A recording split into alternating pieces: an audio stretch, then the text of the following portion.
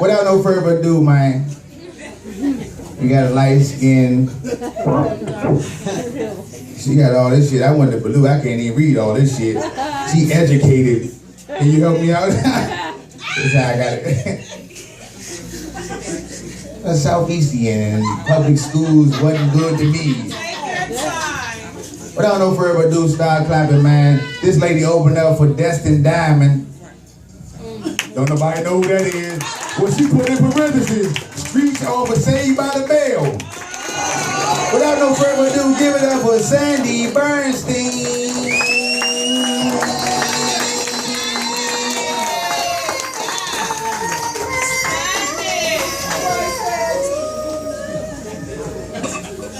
Hey guys, how you doing? Hey, I just celebrated my first wedding anniversary this past October.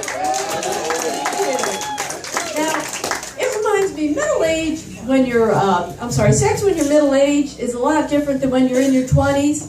Okay, when you're in your 20s, it can be like 4th of July, you know, like explosions, fireworks, bombs bursting in air, right? But when you're middle aged, it's more like Thanksgiving. But you know, I love Thanksgiving because there's a whole lot of eating going on.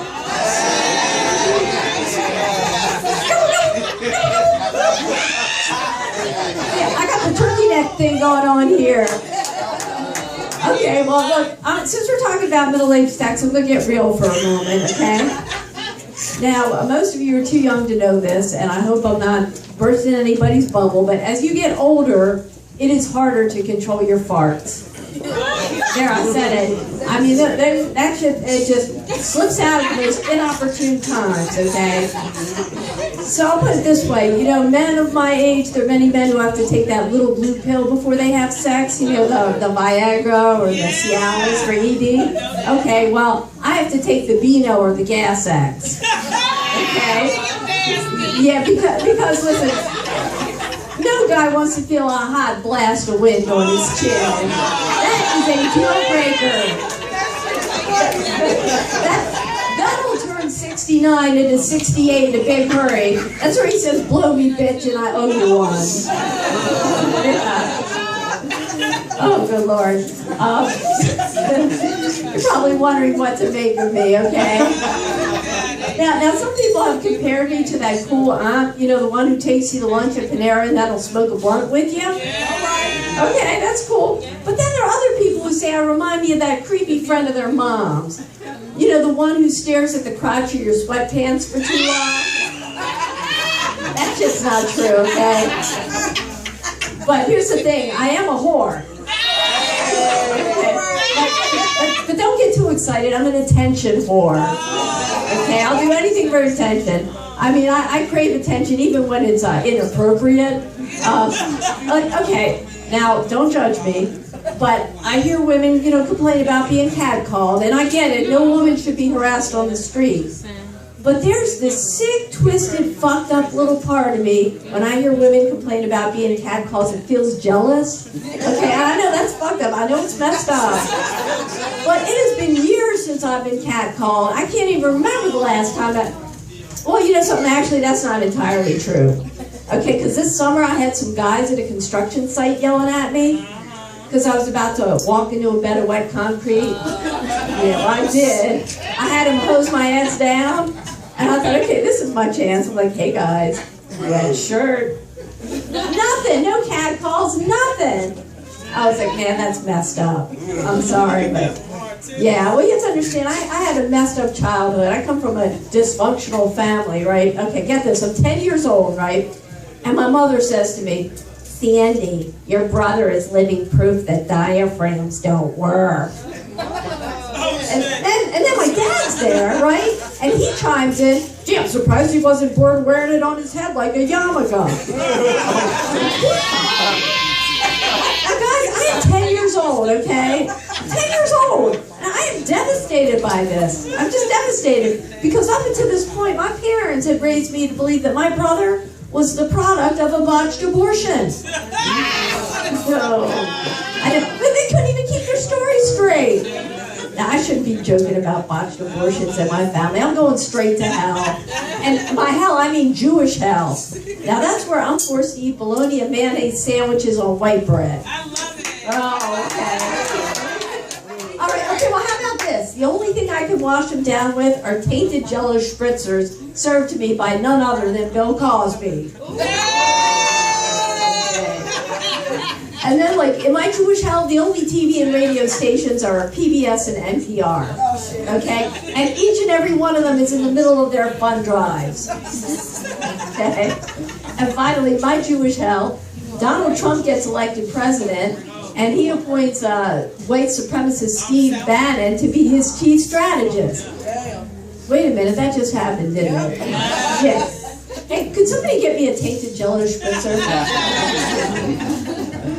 Oh, guys, well, I'm glad you're feeling me tonight because there are times where I have bombed, and you know, there's an expression in comedy for when you bomb, and like I normally don't talk this way, especially on stage, but I feel like we're friends. The term in comedy for when you bomb is called eating a dick. Okay, I said it, right? Okay, guys, I've eaten so much dick in my day that I actually had to look up the calorie count for semen. And that was before I started doing comedy. In case you're wondering, it's 0 Weight Watcher points. Because there's only 5 or 10 calories. And of course, it's no calories if you don't swallow. But if you ask me, spinners are quitters.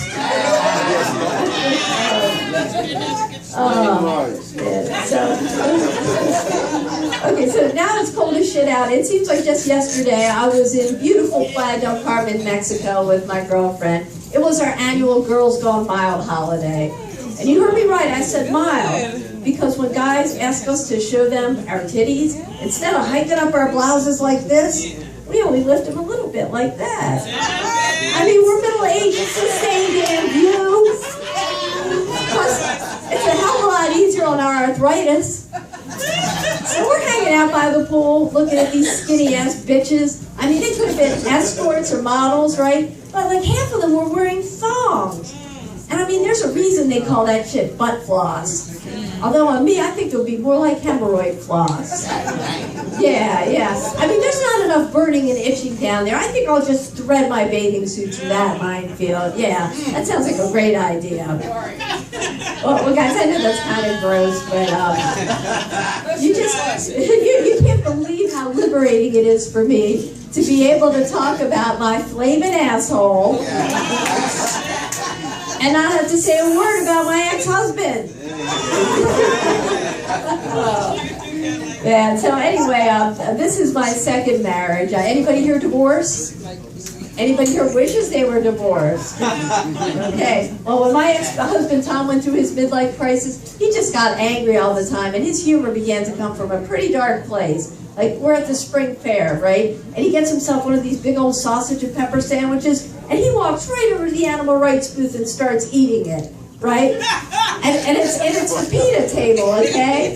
Right? And by PETA, I'm not talking about the Middle Eastern flatbread, right? It's people for the ethical treatment of animals. So he's chowing down on this greasy sub, and in between bites he said, "I just love animals. I belong to PETA. People eating tasty animals." People eating, what the fuck? I mean, you know, he had the nerve to be critical of me. He's accused me of being selfish. And one day he turns to me and he says, "I think marriage ought to be a renewable contract." And I'm like, really? Does that mean I have the option to outsource? No, it's more like the NFL, and I'm not satisfied with your performance, and I'm thinking of courting free agents. Like, well, you go right ahead and do that, hon, and I'll do the same. Guess what, folks? I did not renew that contract. I got me a quarterback fresh out of college. Yeah. He had a strong arm, lots of stamina, and he knew how to go deep. Yeah, I was thinking of signing him to a long-term contract. But rest assured now I'm married to an age-appropriate man. But, you know, it still bugs the shit out of me that my ex thinks I'm selfish. I mean, I really don't think I'm selfish. If anything, maybe I'm a little self-absorbed. But, I mean, is that really such a bad thing? No. Right, exactly. I mean, every time I look in the mirror, I get to see my favorite person. pull myself away. And I'm one of these people in the gym who has to lift weights in front of the mirror. If there was some way I could point every mirror at me, I would do it. Okay? Which reminds me, the other day my trainer said to me, I'm going to train you like a 40-year-old. And I was offended by that at first until I remembered that I'm 55. So I'm doing pretty good for 55, right? I'm still rocking this body.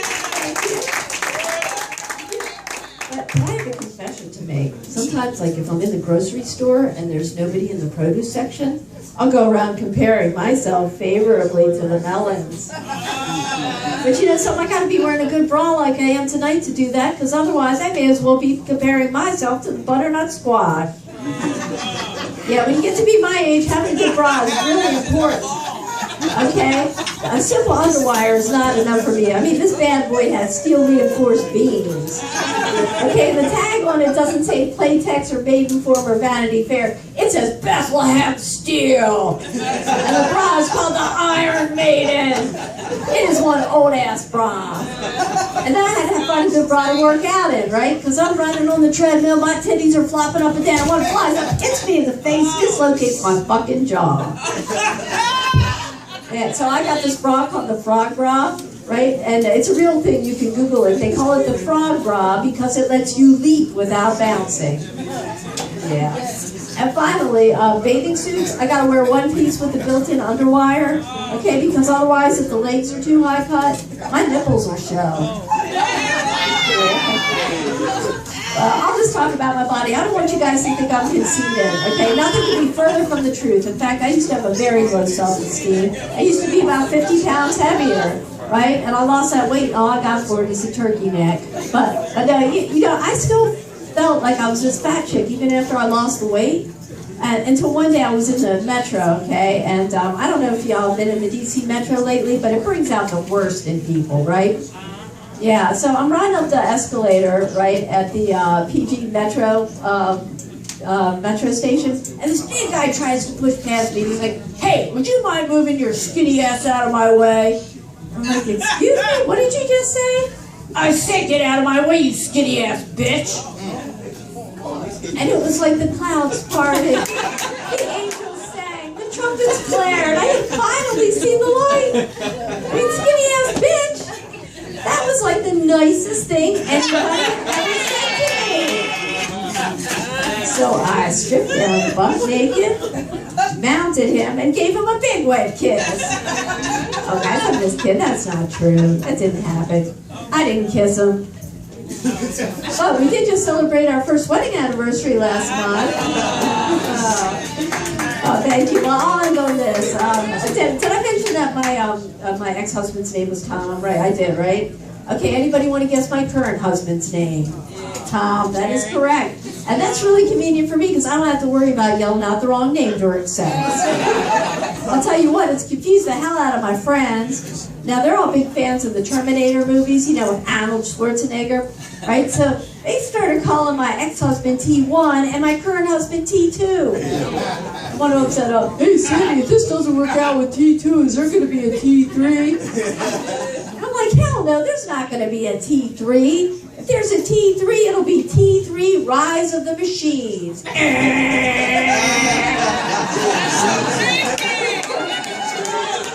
Okay, guys, that's my time. You've been awesome. I'm Sandy Bernstein.